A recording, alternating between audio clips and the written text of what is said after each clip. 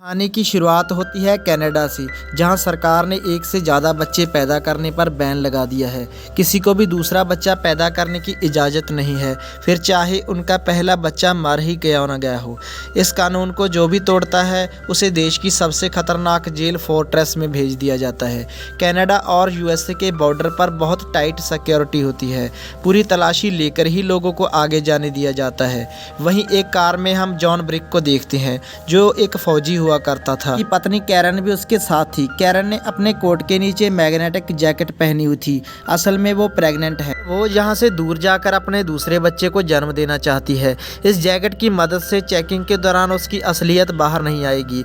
और जब फौजी उनके सामान की तलाशी ले रहे थे तो एक लड़की को प्रेग्नेंट होने की वजह से अरेस्ट कर लिया गया था, जिसे देखकर कैरन बहुत घबरा जाती है, लेकिन उसकी पहनी हुई मैग्नेटिक जैकेट ने उसे बचा लिया। उस जैकेट को एक फौजी ने देख लिया तो दोनों को भागना पड़ता है और कई सिपाही उन्हें पकड़ने के लिए उनके पीछे भागने लगते हैं। लेकिन जॉन अपनी पत्नी और बच्चे को बचाने के लिए उनका रास्ता रोककर खड़ा हो गया, तभी उसे पकड़ लिया गया। इसके बाद जॉन को बंदी बनाकर बाकी कैदियों के साथ एक जेल ले जाया जाता है, जिसका नाम था फोर्ट्रेस। ये देश की सबसे हाई टेक्नोलॉजी वाली जेल थी, जिसे एक रेगिस्तान के बीचों बीच बनाया गया था, जहाँ पर किसी का बचना लगभग नामुमकिन था। जब कैदी वहाँ अंदर पहुँचे तो गार्ड ने उनके कपड़े उतार कर उनकी अच्छी तरह से चेकिंग की। इसके बाद सभी कैदियों को एक कमरे में ले जाकर के पेट में एक ट्रैकर डाल दिया गया। अगर कोई भी कैदी जेल के नियमों को तोड़ेगा तो यह सिस्टम एक्टिवेट होकर उसके पेट को फाड़ डालेगा। वार्डन ने सबसे कहा कि अगर कोई येलो लाइन को पार करेगा उसके पेट में जोरदार दर्द होने लगेगा और रेड लाइन को पार करते ही कैदी की मौत हो जाएगी। एक कैदी घबराकर गलती से येलो लाइन को पार कर गया, फिर तेज दर्द से वो धरती पर लेटने लगा।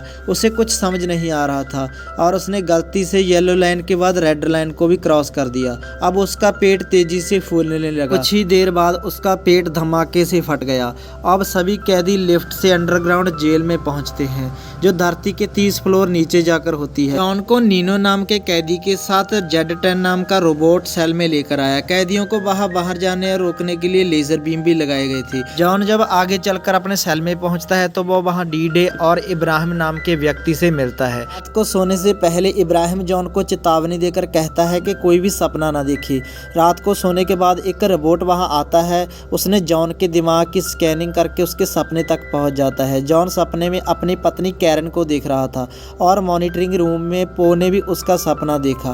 उसकी नज़र जॉन की पत्नी कैरन पर ही टिक गई, क्योंकि जहां सपना देखने की इजाज़त नहीं थी, इसलिए पो ने जॉन का सिक्योरिटी सिस्टम ऑन कर दिया, जिसके उसके साथ पेट में दर्द होने लगा और वो उठ खड़ा हुआ। दिन मैडॉक्स नाम के एक कैदी ने एक आदमी का गलत फायदा उठाना चाहा, तभी जॉन वहां पहुंच गया। उनकी सिक्योरिटी डिवाइस एक्टिव हो गई और तीनों के पेट में दर्द होने लगा। इसके बाद तीनों को एक छोटे से सेल में बंद कर दिया गया। अब वो तीनों आपस में बात करते हुए कहते हैं कि पहले शुरुआत किसने की। नीनो मैडॉक्स से बहुत डरता था, इसलिए वो चुप रहा। दोस्त को बचाने के लिए जॉन ने सारा लड़ाई का इल्जाम अपने ऊपर ले लिया। इसके बाद जॉन को पो के ऑफिस में ले जाया गया, जहां पो उसकी पत्नी कैरन को देख रहा था। इससे पता चलता है कि उन्होंने कैरन को भी पकड़ लिया है। पो ने जॉन को बेरहमी से टॉर्चर करना शुरू कर दिया और बेदर्दी से वो कराने लगा। अब इब्राहिम को ने जॉन को बताया कि फ्लोर ए और बी में औरतें हैं, इसलिए कैरन भी वही होगी। दूसरी ओर कैरन एक और प्रेग्नेंट लेडी के साथ थी। उस औरत को गार्ड्स जबरदस्ती पकड़कर यहाँ से ले गए। कैरन को अब ये एहसास हुआ कि शायद नए पैदा हुए बच्चों के साथ यहाँ कुछ गलत हो रहा है। जेल में मैडॉक्स ने जॉन पर हमला कर दिया और ऊपर के फ्लोर से कैरन ने भी जॉन को देख लिया। यह देखकर वो बहुत खुश हुए। मुकाबला टक्कर का चल रहा था, लेकिन जॉन ने मैडॉक्स को किसी तरह से ऊंचाई से नीचे धकेल दिया। मैडॉक्स ने किसी तरह से एक किनारे को पकड़कर अपनी जान बचाई। पो ने ऑफिस से कहा कि जॉन को ऑर्डर दिया कि वो उस मैडॉक्स को ख़त्म कर दे, लेकिन जॉन ने उसकी बात ना मानते हुए मैडॉक्स की जान बचा ली। लेकिन पो ने मैडॉक्स के पेट की डिवाइस को एक्टिव कर दिया और उसका पेट धमाके से फट गया। इससे पहले कि गार्ड्स आते, जॉन ने मैडॉक्स की सिक्योरिटी डिवाइस को नीनो को दे दिया। इसके बाद कैरन को एक कमरे में लाया गया, जहां जॉन एक बहुत बड़ी मशीन में बंधा हुआ था और जिसका नाम था माइंड वॉश चैम्बर। वहां कैरन को जॉन से आखिरी बार मिलने के लिए भेजा गया था और कुछ ही देर बाद गार्ड्स उसे खींचकर बाहर ले गए। अब मशीन जोर जोर से घूमने लगी, जिससे जॉन के दिमाग में गड़बड़ी शुरू हो गई। ये पो का ऑर्डर ना मानने की सजा थी। जॉन के दिमाग में ट्रेनिंग के दिन और शादी की बातें घूमने लगी।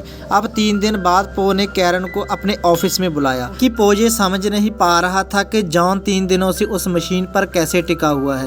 ज़्यादातर लोग तो 1-2 घंटों में ही मर जाते हैं। उसने कैरन को कहा कि अगर वो जॉन को छोड़कर उसकी हो जाए तो वो जॉन को, उसके होने वाले बच्चे और दोनों को रिहा कर देगा। जॉन और अपने बच्चे के बारे में सोचकर वो ना चाहते हुए भी राजी हो गई।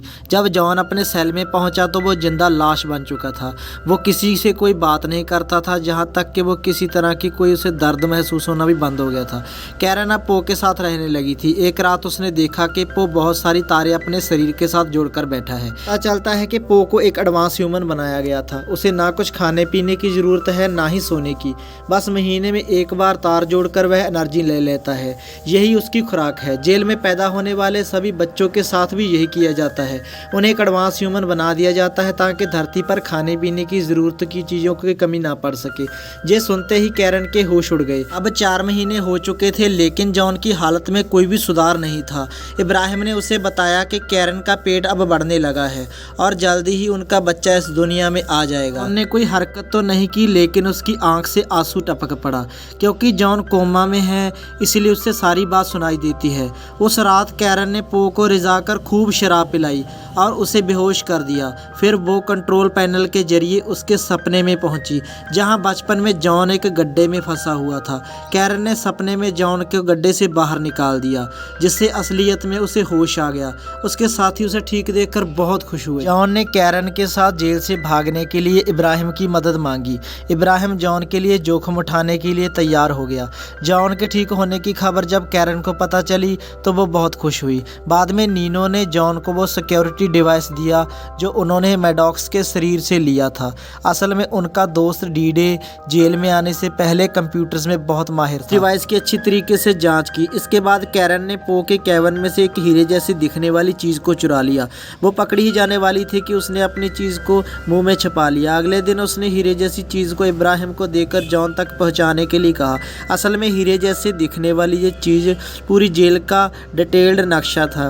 उन्होंने हिसाब लगाया कि कंस्ट्रक्टर साइड से होते हुए जेल से बाहर निकला जा सकता है। अगले दिन इब्राहिम ने उस नक्शे को वापस पो के कैबिन में रख दिया ताकि किसी को कानो कान खबर ना हो। उधर डी-डे ने पता लगा लिया कि वो सिक्योरिटी डिवाइस कैसे काम करता है। इसके अंदर बहुत ही ताकतवर चुंबक लगी हुई थी। उन्होंने उसका इस्तेमाल करके अपने शरीर में लगे हुए सारे डिवाइसेस को बाहर निकालने का फैसला किया। उनका ये प्लान कामयाब भी हो जाता है और सबके सिक्योरिटी डिवाइसेस बाहर आ जाते हैं। अगले दिन जेड रोबोट ने पो को बताया कि जेल में गड़बड़ी चल रही है। उन्हें वीडियो कैमरा में कैरन को लेंस चुराते और इब्राहिम को लेंस वापस रखते हुए देख लिया। उसके साथ इतना बड़ा धोखा होने के बाद वो गुस्से से भर गया। पहले कि वो कुछ कर पाता, जेड रोबोट ने उसे बताया कि तुम्हारी लापरवाही के कारण तुम्हें डायरेक्टर की पोस्ट से हटा दिया गया है।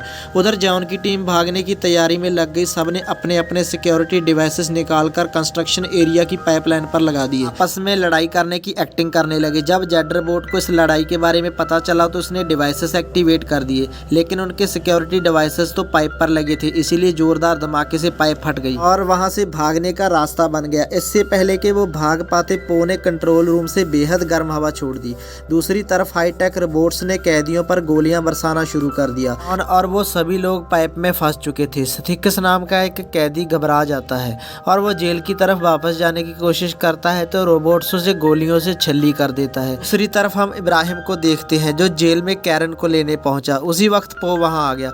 उसने इब्राहिम को मार डाला और गार्ड्स कैरन को खींचकर यहां से ले गए ताकि उसके बच्चे को एडवांस्ड ह्यूमन बनाया जा सके। उधर जॉन की टीम एक रोबोट को मारने में कामयाब हो गई है और तभी उन्हें पता चला कि ये कोई रोबोट नहीं है बल्कि एडवांस्ड ह्यूमन ही है। जॉन ने उसकी बंदूक उठाई और बाकी सब का सामना करते हुए वापस जेल में पहुंचा। आखिरकार सब लिफ्ट से ऊपर चढ़कर सब ऊपर जाने लगे। उन्होंने ऊपर जाकर कैबिन में कैरन को ढूंढने की कोशिश की। तब जॉन की नज़र स्क्रीन पर पड़ी जिसमें डॉक्टर कैरन और उसके बच्चे को जबरदस्ती बाहर निकाल रहे थे।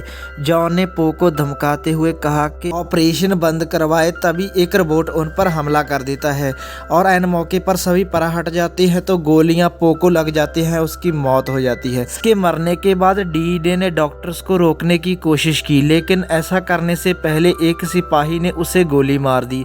जॉन ने अपने दोस्त की मौत का बदला लिया दिया और डीडे ने अपनी बची खुची ताकत से पूरी जेल की बिजली का सिस्टम बंद कर दिया और इससे सारा सिक्योरिटी सिस्टम बंद हो गया, जिसका फायदा उठाकर सारे कैदी जेल से भाग गए। जॉन और नीनो वहां बचे थे। वो दोनों कैरन को बचाने पहुंचे और डॉक्टर से छुड़ाकर वो उन्हें जेल के ट्रक से भगा कर ले गए और वो तीनों मैक्सिको का बॉर्डर क्रॉस करके ही रुके। अब कैरन बच्चे को जन्म देने वाली ही थी। अचानक जेल का ट्रक अपने आप चलने लगा। पता चलता है कि ट्रक को अब भी जेल से कंट्रोल किया जा रहा है। उसने नीनो को कुचलकर मार डाला। अब जॉन उसका सामना करने पहुंचा, लेकिन कैरन एक झोंपड़ी में तड़प रही थी। जॉन ने ट्रक को धमाके से उड़ा दिया, लेकिन बदकिस्मती से वो ट्रक झोंपड़ी से जा टकराया और कैरन भी मलबे में फंस गई। जॉन घबराकर अपनी पत्नी को ढूंढने लगा, लेकिन वो सही मौके पर वहां से निकल गई थी। वो बिल्कुल सुरक्षित थी और उसके हाथों में एक बहुत ही छोटा प्यारा बच्चा था। आखिरकार जॉन और कैरन अपने बच्चे को बचाने में कामयाब हो गए। यहाँ ये मूवी समाप्त हो जाती है।